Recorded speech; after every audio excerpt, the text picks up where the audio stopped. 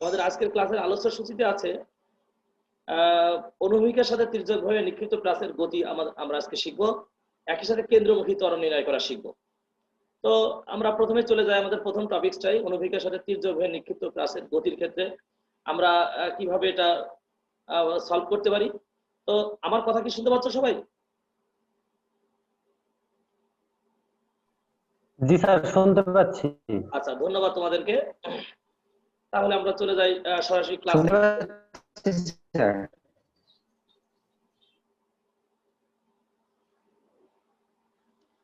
ক্লাসের মধ্যে যাই, আমরা একটা প্রাসের একটা ছবি এখানে দেখতে পাচ্ছি, তোমরা এটা ইন্টারমিডিয়েট লেভেলেও দেখেছো এই ছবিটা। সেটা হলো যে একটা একটা যদি তীরকে আমরা নিক্ষেপ করি, আমরা যদি আমাদের মতন করে চিন্তা করি, একটা ভূমির উপরে যে বিন্দুটা আছে এই বিন্দুটাকে আমরা ভূমির উপরস্থ একটা বিন্দু মনে করি 0। এখানে একটি প্রাসকে শূন্যে নিক্ষেপ করা হলো। শূন্যে যদি নিক্ষেপ করা হয় তাহলে সেই যে বস্তুটাকে আমরা নিক্ষেপ করবো সেটি কিন্তু আবার পৃথিবীতে ফিরে আসবে। এই ফিরে আসার কারণ হলো এখানে ফিরে আসতেও পারে, নাও পারে।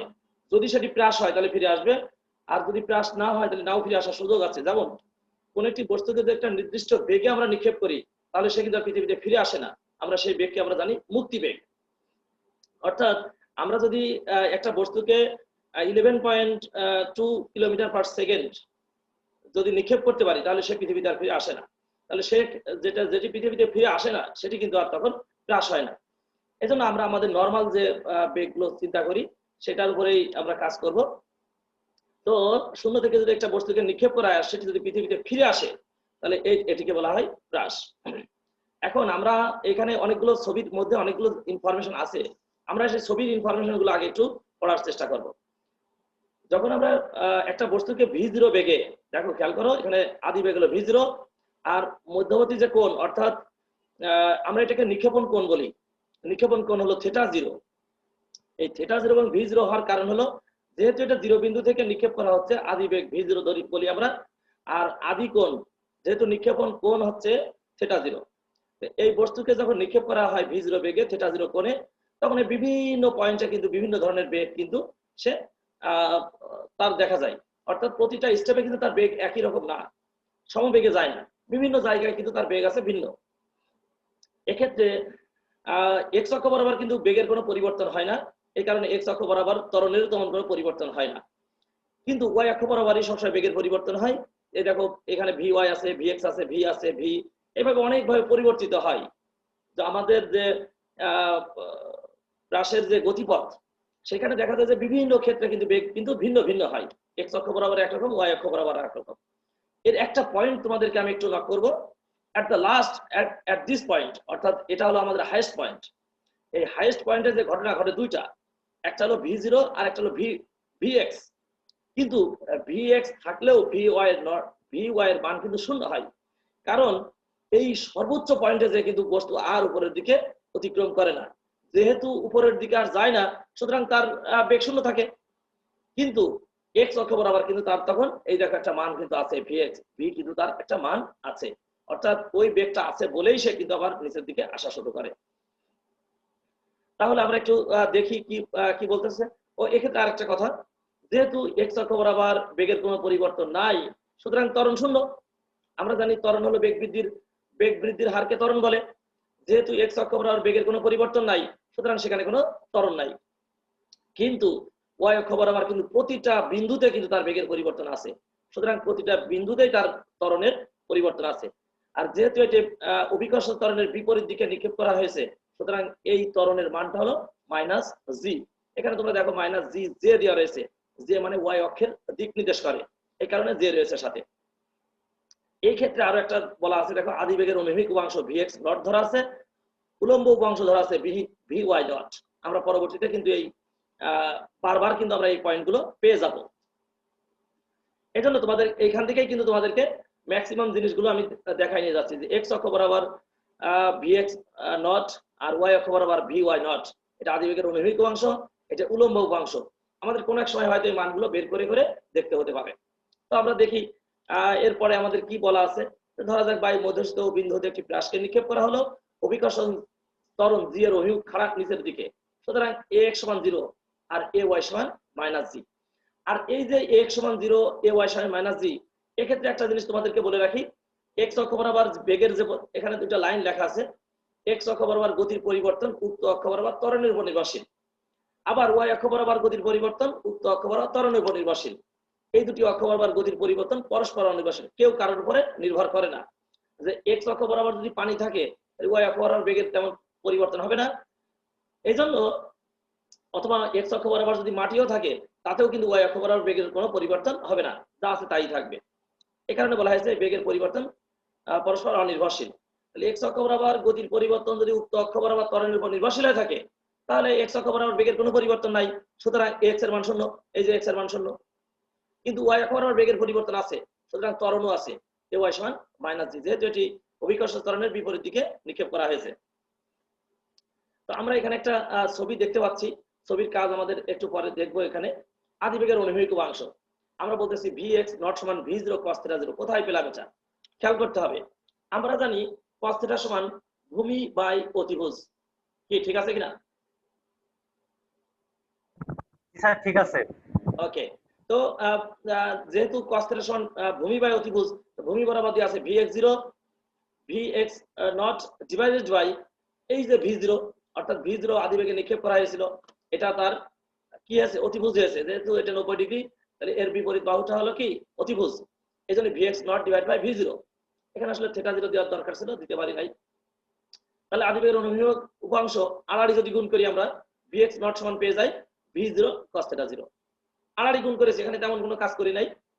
পরবর্তীতে আরেকটু দেখে আসি, আদিবেগের উলম্ব উপাংশ আছে vy নট সমান v0 sin θ0। কেন দেখো, sin θ সমান আমরা জানি লম্ব বাই ভূমি বাই অতিভুজ, না লম্ব বাই অতিভুজ। sin θ সমান আমরা জানি লম্ব বাই অতিভুজ। লম্ব বাই অতিভুজ জানি লম্বের মান দেওয়া রয়েছে vy নট ডিভাইডেড বাই অতিভুজ হলো v নট। আবার এই কোণটা মান হচ্ছে সমকোণ, সমকোণের বিপরীত বাহু হচ্ছে অতিভুজ। তাই যদি হয়ে থাকে, তাহলে আমরা অনায়াসে বলতে পারি vy not divide by v0। তাহলে vy নট এর মান আমরা এখান থেকে কিন্তু বের করে ফেলতে পারি। আড়াআড়ি গুণ করলে vy নট সমান v0 sin θ0। এটা আদিবেগের উলম্ব উপাংশ। আমাদের দুইটা ইনফরমেশন বের হয়ে গেছে, একটা আছে অনুভূমিক উপাংশ আর একটা আছে আদিবেগের উলম্ব উপাংশ। আমরা কিন্তু অনায়াসে কিন্তু এখানে বের করে ফেলেছি। আচ্ছা, তাহলে এবার আমরা পরেরটায় যাই। তাহলে x অক্ষ বরাবর আমরা একটা মান পেতে পারি। x অক্ষ বরাবর কি পেতে পারি? আমরা জানি s যেহেতু x অক্ষ বরাবর বেগের কোনো পরিবর্তন নাই, সুতরাং এখানে সমবেগ আছে। আর সমবেগের একটাই ফর্মুলা পৃথিবীতে, s সমান vt। s সমান যদি vt হয়, s এর মান হলো x, x অক্ষ বরাবর x, আর vt হলো v0 cos θ0t। কেন v0 টি? আদিবেগের অনুভূমিক উপাংশ হলো vx নট ছিল, আসলে ফর্মুলা ছিল s সমান vx নট ইনটু t। আর এই vx নট এর মান আমরা সরাসরি বসাই দিয়েছি v0 cos θ0, এই যে v0 cos θ0, আর এর সাথে ওই ফর্মুলা টি আছে।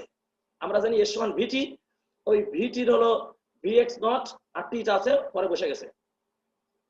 তাহলে x অক্ষ বরাবর s x হয় হলো v0 cos θ0 ইনটু t। এইখান থেকে আমরা যে কাজটা করব, t এর মানটা একটু বের করে রাখবো, পরবর্তীতে আমাদের কাজে লাগতে পারে। তাহলে t সমান পেয়েছি x বাই v0 cos θ0। এই পর্যন্ত বুঝতে কারোর কোনো অসুবিধা আছে কিনা? না স্যার, বুঝতে পারছি। ধন্যবাদ তোমাদেরকে।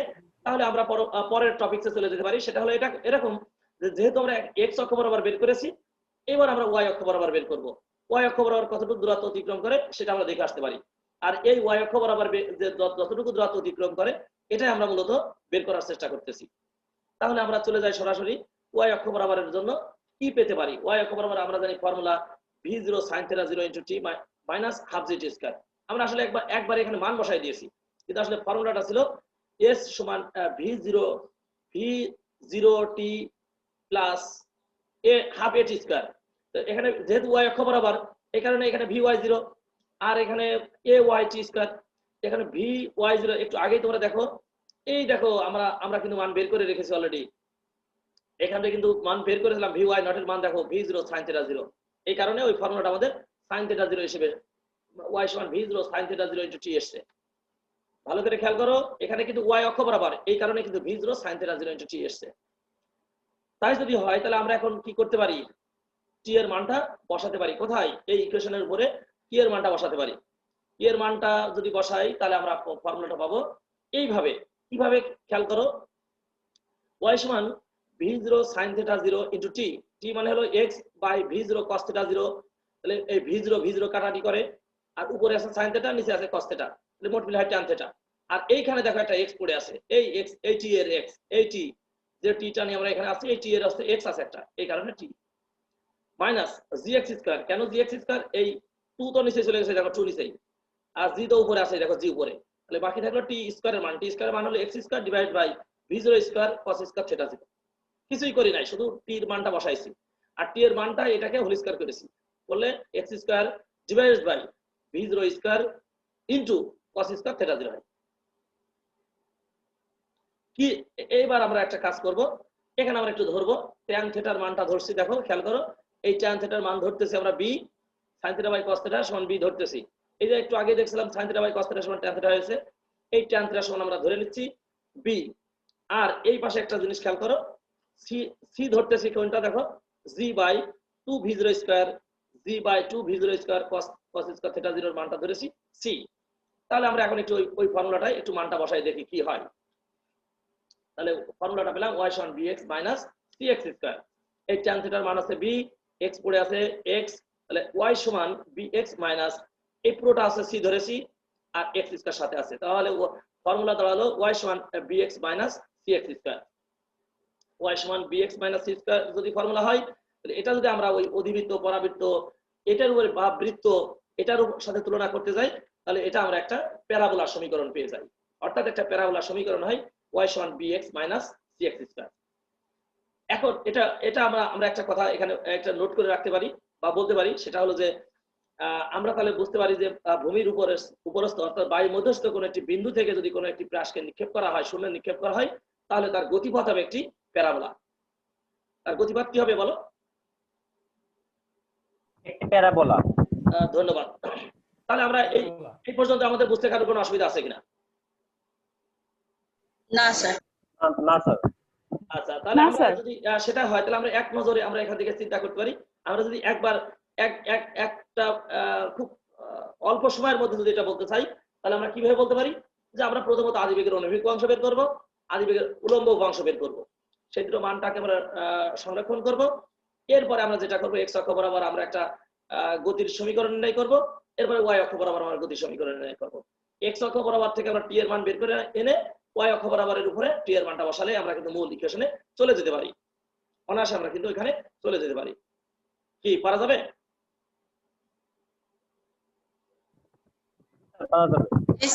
জি স্যার। ওকে, ধন্যবাদ তোমাদেরকে।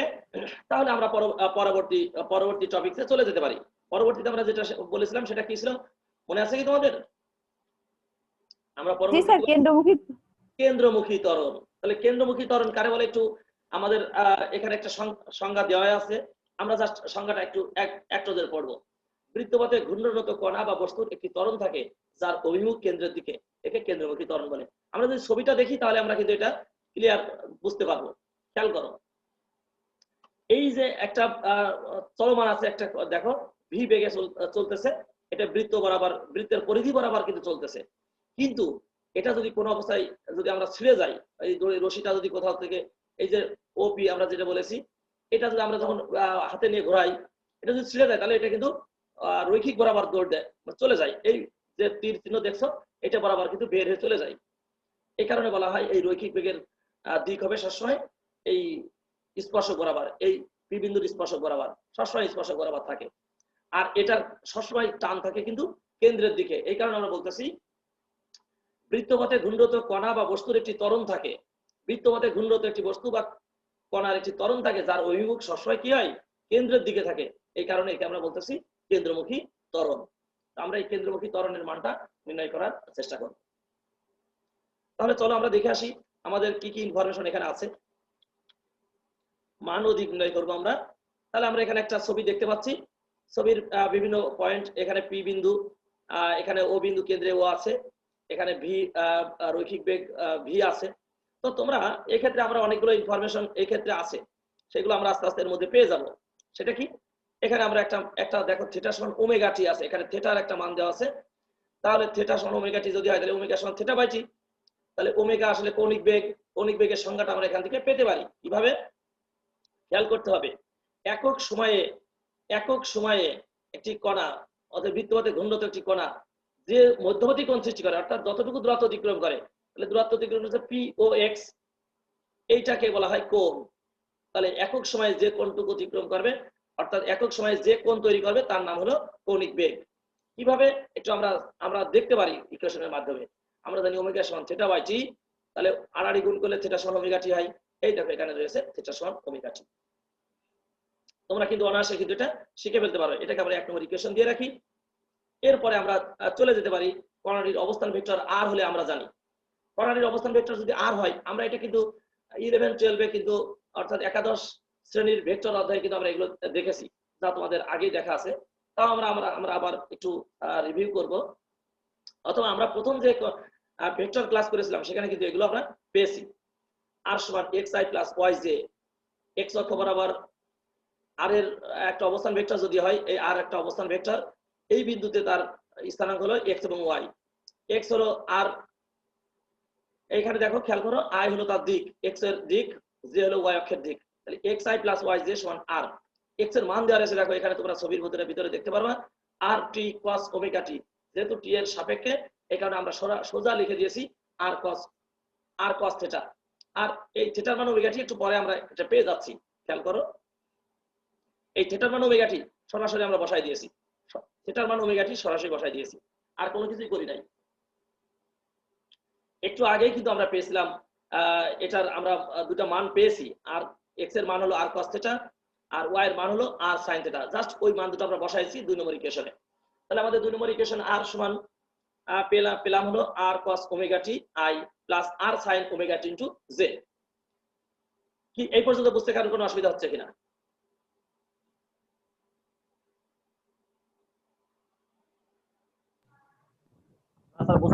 না স্যার। সমস্যা নেই স্যার। তোমাদেরকে আসলে আমরা এখানে তেমন কিছুই করি নাই, শুধু অবস্থান ভেক্টরে আর এর মান ধরা আছে, সেই মানটা আমরা বসাইছি। এইবার আমাদের কাজ হলো কি, একটু খেয়াল করতে হবে। আমরা এবার যে কাজটা করব সেটা হলো আমরা টি এর সাপেক্ষে ডিফারেন্সিয়েট করব। টি এর সাপেক্ষে যখন আমরা অন্তরীকরণ করব তখন কণাটির বেগ পেয়ে যাব। যেহেতু এটা সরণ ছিল, অবস্থান ভেক্টর আর এটা একটা সরণকে যখন আমরা টি এর সাপেক্ষে যখন আমরা ডিফারেন্সিয়েট করি তখন কিন্তু আমরা তার বেগ পাই। তাহলে আর কে যদি আমরা টি এর সাপেক্ষে ডিফারেন্সিয়েট করি, তাহলে কণাটির বেগ v সমান dr বাই dt সমান v, আমরা সোজা লিখে দিচ্ছি dr বাই dt সমান v লিখতেছি। তাহলে dr বাই dt আর কে আমরা ডিফারেন্সিয়েট করতেছি, এই আর কে আমরা ডিফারেন্সিয়েট করব। খেয়াল করতে হবে আমাদেরকে, এই আর তো আছেই, আর cos থিটারে যদি আমরা ডিফারেন্সিয়েট করি আমরা পাই মাইনাস sin থিটা। আর ওই থিটার সাথে যদি কোনো কিছু সংশ্লিষ্ট থাকে তাই থিটাকে আবার আমাদেরকে ডিফারেন্সিয়েট করতে হয়। তাহলে এবার আমরা একটু খেয়াল করো, আর sin cos ওমেগা টি কেও পেলাম হলো minus sin omega t. Minus sin omega t পাওয়ার পরে এই ওমেগা টি কে যদি আবার টি এর সাপেক্ষে অন্তরীকরণ করি তাহলে টি কে করলে 1 হয় আর ওমেগা পড়ে থাকে, এই কারণে আমরা সামনে ওমেগাটা নিয়ে চলে আসছি। প্লাস আর তো আছেই, sin থিটাকে করলে হয় cos থিটা। তো cos থিটাকে যখন আমরা করি তখন এই থিটাকে যখন আবার আমরা করব তখন এটা থিটা, অর্থাৎ থিটার সাথে ওমেগা টি আছে, এই ওমেগা টিকে যখন আবার আমরা ডিফারেন্সিয়েট করব তখন ওমেগা পাবো। এই দেখো সেই ওমেগা। আর আই আর যেহেতু সাথে রয়েছে ওটা আমাদের কিছুই করার নাই। বুঝতে কোনো অসুবিধা আছে কিনা? বুঝতে পারছি। ওকে, ধন্যবাদ। তাহলে এটা যদি তোমরা বুঝতে পারো তাহলে আমাদের এই ইকুয়েশনও কিন্তু আমরা সোজা বের করার মতো পর্যায়ে আমরা কিন্তু চলে যেতে পারি। কিভাবে খেয়াল করতে হবে। তাহলে আমরা কণাটির বেগ কিন্তু আমরা নির্ণয় করে ফেলেছি। কণাটির বেগ যখন আমরা নির্ণয় করে ফেলতে পারবো তখন কিন্তু আমরা অনায়াসে ওইখান থেকে ত্বরণও বের করতে পারবো। তোমাদের এখানে একটু একটা এখান থেকে কিন্তু আমরা আরো ইনফরমেশন বের করতে পারি। অর্থাৎ এই আর ওমেগা সাইন ওমেগা টি plus R omega cos omega টি, এখান থেকে কিন্তু আমরা আর ওমেগা কমন নিয়েও কিন্তু আমরা এখানে একটা ফর্মুলা তৈরি করতে পারি, যা আমাদের পরবর্তীতে আমরা হয়তো দেখতেও পারি। এবার আসবো আমাদের এখানে কণাটির ত্বরণ বের করা আমরা দেখবো। কণাটির ত্বরণ আমরা কিভাবে বের করেছি খেয়াল করতে হবে। অর্থাৎ আমরা এই কণাটির আমরা জানি বেগ বৃদ্ধির হারকে ত্বরণ বলে, অর্থাৎ বেগকে যদি আমরা আবার অন্তরীকরণ করি সময়ের সাপেক্ষে তাহলে আমরা কিন্তু ত্বরণ পেয়ে যেতে পারি। তো ত্বরণ যদি আমরা পাই তাহলে বেগ এই ভি সমান R omega sine omega T I plus R omega cos omega T into J. তোমাদের কিন্তু এই ক্ষেত্রে কিন্তু বেশ বোঝার আছে। যদি এই ক্ষেত্রে তোমরা বুঝতে না পারো তাহলে কিন্তু পরবর্তী ধাপগুলো তোমরা আর ধরতে পারবে না। খেয়াল করতে হবে, আমরা বলতেছি সাইন ওমেগা টি করলে হয় কস ওমেগা টি, কিন্তু cos ওমেগা টি ডিফারেন্সিয়েট করলে হয় মাইনাস সাইন ওমেগা টি ইনটু ওমেগা, বুঝলে? আবার সাইন ওমেগা টি করলে হয় cos ওমেগা টি ইনটু ওমেগা, কারণ ওই ওমেগা টিকে আবার আমরা টি এর সাপেক্ষে অন্তরীকরণ করি। এই কারণে তোমাদের লক্ষ্য রাখতে হবে এখন কিন্তু মাইনাস, এটার আগে একটা মাইনাস আছে, এটার কিন্তু প্লাস আছে, সুতরাং যার আগে মাইনাস চিহ্ন আছে এই মাইনাসটাকে কিন্তু তোমাকে ভালোভাবে মাথার ভিতরে রাখতে হবে, তাহলে কিন্তু তুমি ভুল হওয়ার সুযোগ আছে তোমার। তাহলে একটু খেয়াল করো, কণাটির ত্বরণ পেয়েছি। কণাটির ত্বরণ কিভাবে পেয়েছি খেয়াল করো। এই যে আর মাইনাস আরটাকে আমরা আগে সামনে রেখে দিয়েছি, মাইনাস আরটা আমরা সামনে রেখে দিয়েছি, ওমেগাটাও রেখে দিয়েছি। সাইন ওমেগা টিকে করলে হয় cos ওমেগা টি, আর এই ওমেগা টির আবার ডিফারেন্সিয়েট করলে হয় ওমেগা। এই কারণে এই ওমেগার ওমেগা ওমেগা স্কয়ার হয়ে গেছে। এই কারণে আমরা minus R omega square cos omega T into i বসাতে পারি। একটু বুঝতে পারো কিনা? বুঝতে পারছি। গুড। তাহলে এটা যদি বুঝতে পারো তাহলে আমরা এই ক্ষেত্রে কিন্তু আমরা বেশ সামনের দিকে অগ্রসর হয়ে গেছি। খেয়াল করতে হবে তোমাদের। এইবার দেখো প্লাস চিহ্ন আছে, উপরের লাইনে কিন্তু প্লাস চিহ্ন আছে, কিন্তু cos ওমেগা টি করলে হয় মাইনাস সাইন ওমেগা টি। যেহেতু মাইনাস সাইন ওমেগা টি হয় এই কারণে এই মাইনাসটা আগেই চলে এসেছে সামনে। এই আর ওমেগা আছে, cos ওমেগা টি করলে হয় সাইন ওমেগা টি, আর এই ওমেগা টি করলে হয় ওমেগা, তাহলে ওমেগা আর ওমেগা ওমেগা স্কয়ার হয়ে যায়। তাহলে আমাদের ইকুয়েশন দাঁড়ালো minus R omega square cos omega T into i minus R omega square sine omega T into j. এই পর্যন্ত বুঝতে অসুবিধা আছে কিনা? বুঝতে পারছি স্যার। বোঝা যায়? জি স্যার, বোঝা যায়। ধন্যবাদ তোমাদেরকে। তাহলে আমরা এখন যে কাজটা করব, কণাটির ত্বরণ আমরা পেয়ে গেছি, কিন্তু অলরেডি কণাটির ত্বরণ পেয়ে গেছি। এখন আমাদের ফর্মুলাটা কি ধরনের ফর্মুলা আসতে পারে সেটা আমাদেরকে একটু লক্ষ্য রাখতে হবে।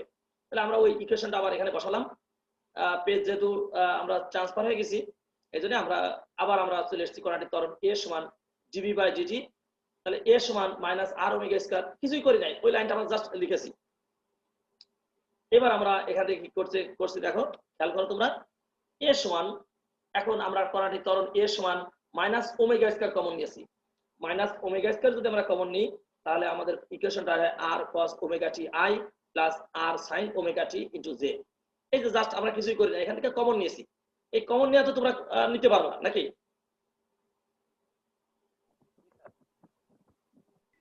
জি স্যার। জি স্যার, পারবো। আচ্ছা, ধন্যবাদ। তাহলে এটা আমরা ছোটবেলা থেকেই এই কমন গুলো নিয়ে আসছি। তাহলে তাই যদি হয় তাহলে আমরা এই ক্ষেত্রে এ সমান ওমেগা স্কয়ার আর 2 নম্বর হতে আর এর মান বসিয়ে 2 নম্বরে কি আছে তাহলে আমরা এক নজরে দেখে আসি। 2 নম্বরে কি ছিল দেখে আসি। এই দেখো 2 নম্বরে দেওয়া আছে, ধরছিলাম r cos omega T I plus r sine omega T into j. এটা 2 নম্বর ইকুয়েশনে আছে। তাই যদি হয় তাহলে আমরা 2 নম্বর ইকুয়েশনটা যদি আমরা এখানে মান বসালে আমরা পেয়ে যাচ্ছি ওমেগা স্কয়ার এ সমান মাইনাস ওমেগা স্কয়ার আর। খেয়াল করতে হবে, ওই 2 নম্বর হতে আর এর মান বসিয়ে পাইলাম এই ইকুয়েশন। তাহলে অতএব এ সমান মাইনাস ওমেগা স্কয়ার আর আমরা অনায়াসে কিন্তু এরকম একটা ইকুয়েশনে পৌঁছায় যেতে পারি। কিন্তু এই ইকুয়েশনে পৌঁছায় যাওয়ার পরেও আমাদের এখানে একটা কাজ কিন্তু রয়ে গেছে এখনো পর্যন্ত। আমরা যে ত্বরণটা পেয়েছি সরাসরি এই ত্বরণটা আমরা ইউজ করতে পারবো না, কারণ এখানে দেখো আর এর উপরে ভেক্টর চিহ্ন দেওয়া রয়েছে। তার মানে আমাদের এটা প্রসেস করে একটা পর্যায়ে আনতে হবে যে আমরা মান হিসেবে বসাতে পারবো।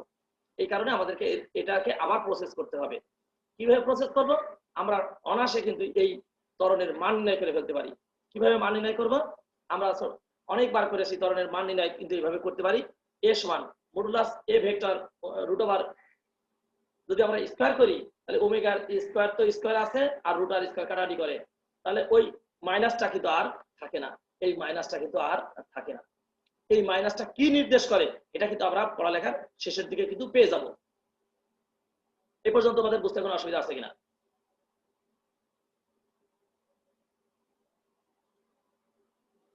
না স্যার, কোনো অসুবিধা নাই, বুঝতে পারছি। না স্যার, সমস্যা নাই। সমস্যা নাই, ধন্যবাদ। না স্যার, বুঝতে পারছি। ওকে, তাহলে আমরা একটা কাজ করতে পারি। এই পর্যন্ত আসার জন্য আমাদের যে সকল পথ অতিক্রম করেছি আমরা এক নজরে, অর্থাৎ আমাদের মাথার ভিতরে সেটা কিন্তু আমরা সেট করতে পারি। কিভাবে?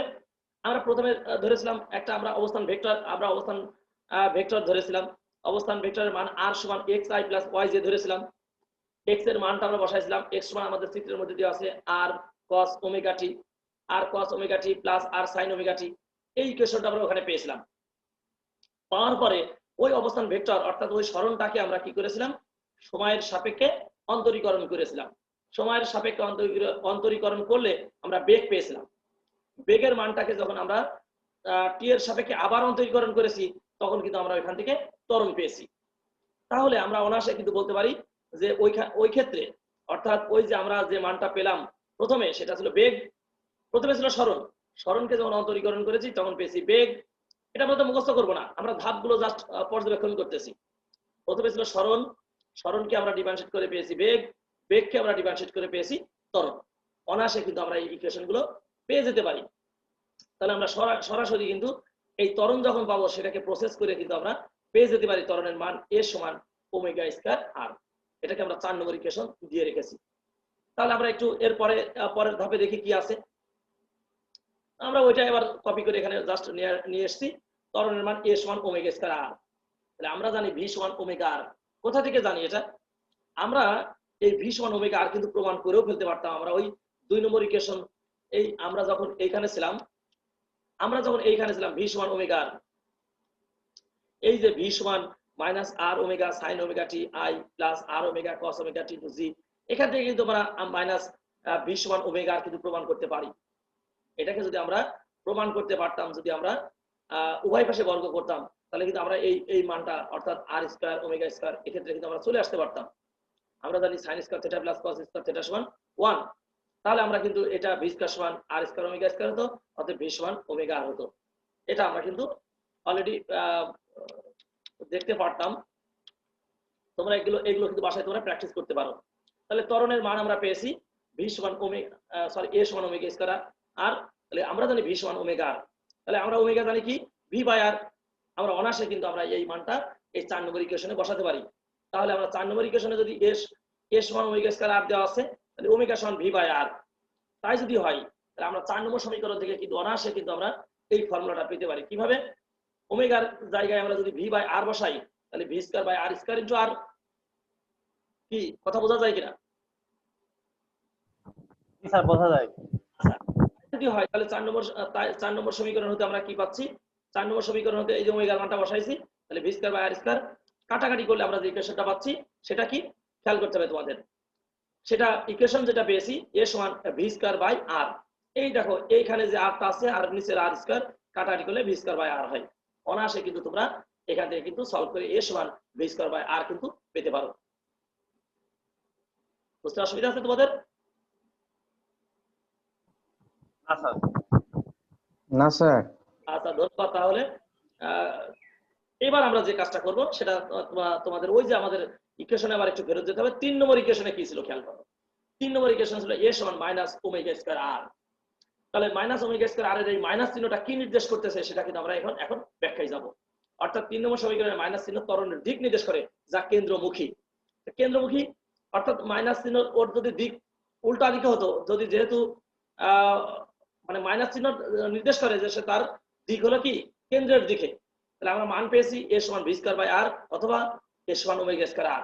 আর দিক তাহলে পেলাম কি দিক হলো কেন্দ্রমুখী, অর্থাৎ বৃত্তপথে কণার অবস্থান যেখানেই হোক না কেন এই ত্বরণের অভিমুখ কেন্দ্রমুখী। যা আমরা শুরুতেই বলেছিলাম যে কেন্দ্রমুখী ত্বরণ সেটাই যার অভিমুখ থাকবে কেন্দ্রের দিকে। তাহলে কিন্তু আমরা অনায়াসে কিন্তু আমাদের ওই প্রথম কথা এবং শেষ কথাটার সাথে কিন্তু একটা আন্তঃ সম্পর্ক আছে। অর্থাৎ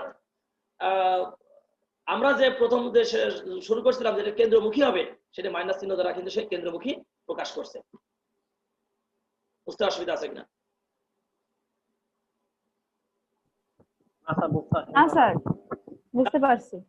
আমাদের যদি আমরা আবারও যদি একটু রিভিউ করতে চাই, রিভিউটা এরকম। আমরা প্রথমে যে কাজটা করছিলাম, প্রথমে শিখেছিলাম কি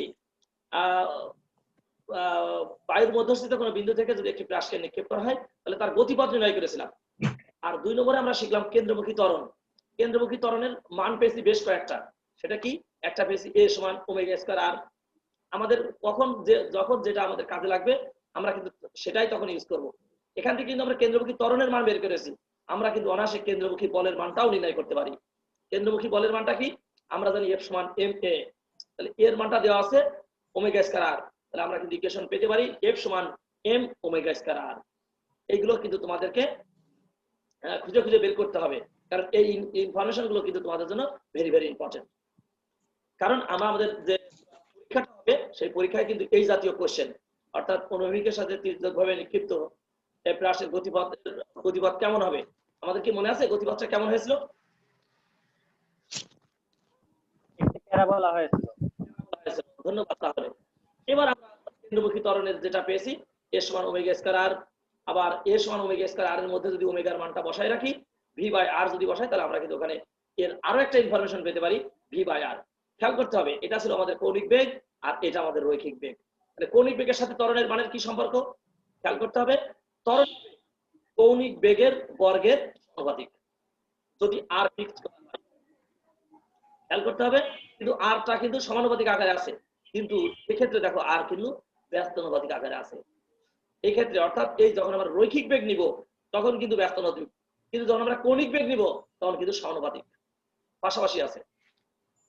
অর্থাৎ কৌণিক বেগের স্কয়ার ইনটু আর, আর এক্ষেত্রে রৈখিক বেগের স্কয়ার ডিভাইডেড বাই আর। এই দুইটা জিনিস কিন্তু তোমাদের মাথার মধ্যে রাখতে হবে যে যখন আমরা কৌণিক বেগ নিয়ে কাজ করব তখন কৌণিক বেগের স্কয়ারের সাথে আর গুণ করলে আমরা পাবো কেন্দ্রমুখী ত্বরণ। আর যখন আমরা রৈখিক বেগ নিয়ে কাজ করব তখন রৈখিক বেগের বর্গকে যখন তার ব্যাসার্ধ দিয়ে, বৃত্তের ব্যাসার্ধ দিয়ে যখন ভাগ করব তখন আমরা ওইটা পাবো, ওইটাও পাবো কেন্দ্রমুখী ত্বরণ। কিন্তু একটা হলো রৈখিক বেগের ক্ষেত্রে আর একটা হলো কৌণিক বেগের ক্ষেত্রে। কি বুঝতে কোনো অসুবিধা আছে কিনা? না স্যার, অসুবিধা নাই। হ্যাঁ স্যার বুঝতে পারছি। তাহলে এরপরে আমরা একটু দেখে আসি কোনো কোশ্চেন আছে কিনা এই প্রসঙ্গে, তোমাদের কোনো কোশ্চেন আছে কিনা। আমরা যে দুইটা টপিক আজকে আমরা পড়লাম এই টপিক রিলেটেড তোমাদের কোনো কোশ্চেন আছে কিনা? না স্যার, বুঝতে পারছি সবগুলাই। না স্যার। ধন্যবাদ তোমাদেরকে। তাহলে আমরা সোজা চলে যাবো আমাদের বাড়ির কাজে। আমাদের হোমওয়ার্কটা কি আছে খেয়াল করতে হবে।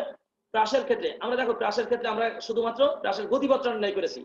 তো আমরা পরবর্তী ক্লাসে কিংবা আমরা শিখবো যে প্রাসের ক্ষেত্রে সর্বাধিক উচ্চতায় পৌঁছাতে সময়, বিচরণকাল, পাল্লা, সর্বাধিক কাল পাল্লা কিভাবে নির্ণয় করতে হবে, এইগুলো আমরা পরবর্তী ক্লাসে কিংবা তোমাদের কাজ হবে বাড়িতে শেখা।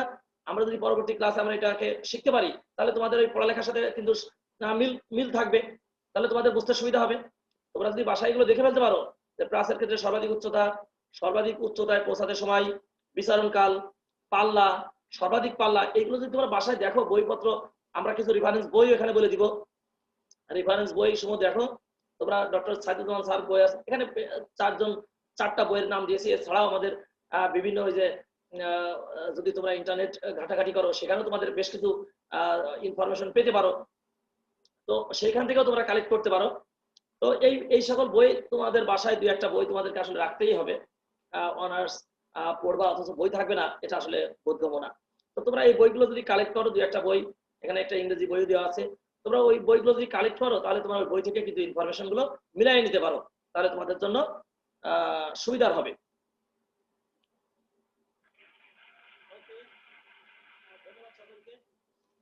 তো আমি তোমাদের যেহেতু আমাদের প্রায় ক্লাস শেষের দিকে শেষ হয়ে গেছে, তো আমি তোমাদের 2-1টি কথা তোমাদেরকে বলবো। সেটি হলো যে এই যে করোনা, বিশ্বব্যাপী যে করোনার একটা ভয়াল থাবা কিন্তু বর্তমান বিরাজ করতেছে। আর এই যে করোনার যে ভয়াবহতা, এই ভয়াবহতায় কিন্তু অনেক মানুষ কিন্তু মৃত্যুবরণ করতেছে। এর জন্য আমাদেরকে আসলে সচেতন হতে হবে প্রচুর। মানে সবাইকে স্বাস্থ্যবিধি মেনে তোমরা যখন বাইরে আসবা, বাইরে যদি প্রয়োজন নাই থাকে, একেবারেই না থাকে, তাহলে আসার দরকার নাই। যদি প্রয়োজনে তোমাদের বাইরে বের হতেই হয় তাহলে অবশ্যই তোমার মাস্ক পরিধান করবা। পাশাপাশি তোমাদের যে প্রোটেকশন নেওয়ার দরকার, হ্যান্ড স্যানিটাইজার সহ যেগুলো আছে এগুলো কিন্তু তোমাদের কিন্তু ইউজ করতে হবে। মনে রাখবা তোমরা কিন্তু একটা পরিবার, তোমাদের প্রতিটা পরিবারের কিন্তু তোমাদের একটা মূল্যবান সম্পদ। আল্লাহ না করে যদি এই মূল্যবান সম্পদের কোনো ক্ষতি হয়ে যায় তোমরা হয়তো বুঝবা না, কিন্তু ওই পরিবার কিন্তু সাফারাত করবে। এই জন্য তোমাদেরকে আমরা অনুরোধ করবো যে তোমরা এই বাসায় থাকো, ভালো থাকো, সুস্থ থাকো। সকলকে আবারও ধন্যবাদ জানিয়ে এবং সকলের সুস্বাস্থ্য কামনা করে আজকের ক্লাস এখানে শেষ করছি। ধন্যবাদ সকলকে।